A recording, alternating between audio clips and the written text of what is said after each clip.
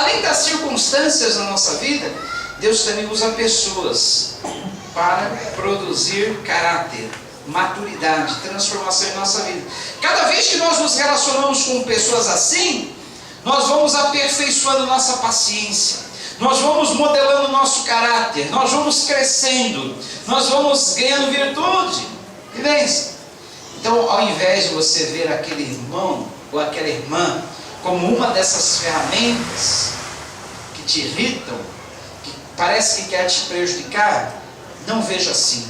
Veja como um instrumento, uma ferramenta de Deus para aperfeiçoar o seu caráter, a sua paciência, a sua personalidade. Deus quer transformar você numa pérola. E como uma pérola, sabe que uma pérola ela é produzida através de uma irritação. A pérola nada mais é do que uma irritação dentro de uma ostra. Um grãozinho de areia entrou no meio da ostra e a ostra ficou irritada com aquele grãozinho. O que ela faz? Ela produz uma secreção que vai envolvendo aquele grão de areia. E essa secreção envolvendo aquele grão de areia, com o tempo ela vai endurecendo, ela vai se enrijecendo. Aí é transformada numa pérola que vale uma fortuna. Se alguém encontrar uma pérola dentro de uma ostra, saiba que foi exatamente assim que essa pérola se formou. De um grão de areia e uma secreção que a ostra produziu em volta daquele grão de areia para poder conviver com aquele grão de areia. Porque você sabe o que é um grão de areia no olho irritando? É a mesma sensação que a ostra sente com um grão de areia dentro dela. Aí ela solta, assim como o olho solta uma lágrima para proteger o olho dos corpos estranhos, a ostra solta essa secreção para envolver aquele grão. Aquela secreção vai endurecendo em volta daquele grão, se transforma na pérola. Então, na verdade, as irritações que nós sofremos na vida, através desse, através daquele outro, através dessa circunstância, através daquela outra, vai nos aperfeiçoando, vai nos modelando, vai aprimorando o nosso caráter para sermos exatamente como Cristo quer que nós sejamos. Não vai dar tempo de nós falarmos sobre os 7 pontos. O que nós faríamos se soubéssemos que temos apenas 30 dias para viver? Nós vamos parar exatamente aqui no terceiro ou quinto ponto. Vamos deixar 2 para a semana que vem, se Deus quiser, tá bom? Porque eu quero, antes de terminar esse culto, transmitir aquele vídeo que não deu para ser transmitido na íntegra na quinta-feira passada, tá bom? Como pastor que vai falar aí no vídeo, eu posso dizer a mesma coisa, irmãos. Em 26 anos completei esse ano de ministério, eu nunca, quem está comigo desde o princípio é prova disso, que eu nunca trouxe um candidato no púlpito e disse para a igreja: olha, esse candidato nós estamos apoiando, é nesse que nós vamos votar, ou partido, qualquer coisa assim. Nunca! Em 26 anos nunca me envolvi com política e quero continuar assim. Mas uma coisa a gente precisa, como pastores responsáveis por ovelhas, nós precisamos orientar o nosso povo nessa hora que é tão importante. Como você pode votar, como você pode exercer a sua cidadania. Os bispos da Igreja Católica, eles estão orientando o seu povo. E eu falava na quinta-feira que a Bíblia diz que os filhos das trevas são mais prudentes do que os filhos da luz. É verdade. Os bispos da Igreja Católica estão dizendo para o seu povo: olha, não votem nesse partido porque eles apoiam o homossexualismo, eles apoiam o casamento entre homossexuais, entre pessoas do mesmo sexo, e eles apoiam o aborto, que é o assassinato de crianças. Eu quero trazer um filme aí que mostra exatamente o feto no momento em que o aparelho cirúrgico aproxima-se dele, lá no ventre. A partir do momento que é concebida uma vida, esteja no primeiro, no segundo mês ou até no mês, já é uma pessoa em potencial. E a mulher que pratica o aborto, ela está cometendo um assassinato. Agora, abra um parênteses.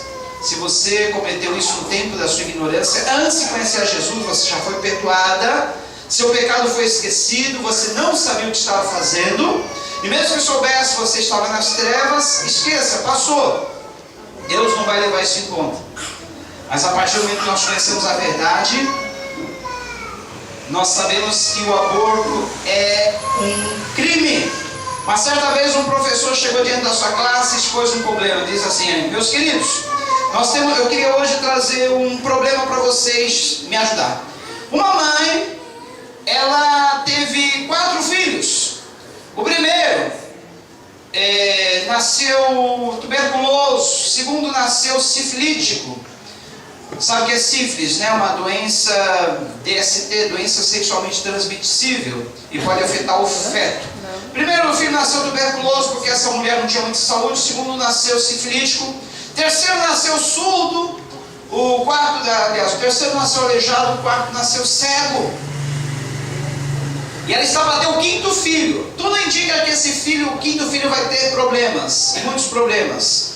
O que vocês aconselham a fazer? 90% da classe, ou praticamente 100% da classe, decidiu-se pelo aborto. Olha, essa mulher devia abortar, porque ela não teve nenhum filho que nasceu perfeito. Todos eles nasceram com problemas. O professor olha para a classe e diz assim: meus parabéns, vocês acabaram de assassinar Ludwig van Beethoven, o famoso músico e compositor. Ele era exatamente o 5º filho de uma família assim, de uma mãe que só teve filhos com problemas. E apesar de nascer com problemas de audição, ele se transformou num dos maiores músicos que o mundo já conheceu.